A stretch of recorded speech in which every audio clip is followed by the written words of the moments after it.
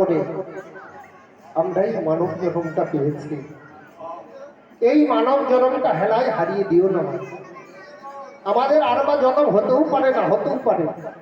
আমরা যদি ভালো কর্ম করি তাহলে হয়তো আবার মানব জন্ম পাবো। যদি আমরা অসৎ সঙ্গ করি, অসৎ কার্য করি, আমরা জন্ম নাও পেতে পারি। তাই এখনো সময় আছে। মহাজন বলছে এখনো সময় আছে, যাও গিয়ে গুরুর কাছে সাধিতে ভজিতে যদি পাও।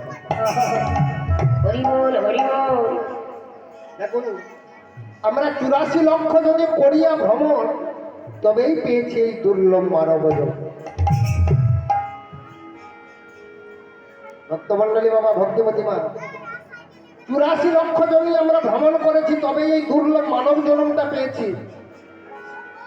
84 লক্ষ জনই কি মা না জনজন অবলক্ষণে স্থাবর বিংশতি কৃমিনাম রুদ্র সংখ্যক পক্ষিনাম দশলক্ষকম 30 লক্ষকম পশু মানুষ্ট 4 লক্ষকম মানব।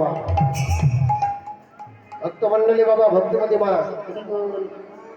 এই যে 84 লক্ষ জনই আমরা বলি, আস্তে আস্তে 84 লক্ষ জনই আমরা যে বলি, 84 লক্ষ জনই ভ্রমণ করে তবেই এই দুর্লভ মানব জন্ম পেয়েছে। দেখুন, এই মানব জীবনকে বলছে দুর্লভ মানব জন্ম।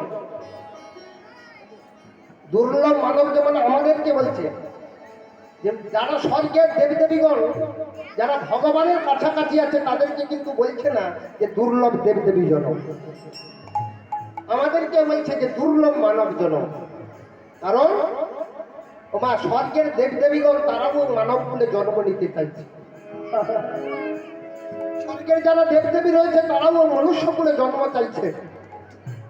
তারা ভগবানের কাছে আশা করে বসে থাকে, আমরা যদি মনুষ্য কুলে জন্ম পেতাম, আমরা যদি ওই বৃন্দাবনের লতা গুল্ম হতে পারতাম, তাহলে ভগবানের চরণ ধুলি আমরা অঙ্গে মানতে পারতাম।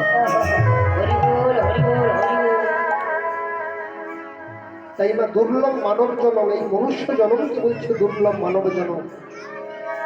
জনজন অবলক্ষণে স্থাবর বিংশতি। আসতে কোনো কথা নয় মা, সময় চলে যাচ্ছে, কথা বলবেন না। এই যে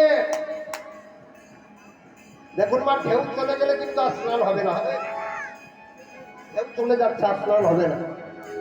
এখন শুধু শুনতে হবে, এখন শুনে নিতে হবে। বাড়িতে গিয়ে যখন বাড়িতে মাথাটা রাখবেন তখন কথা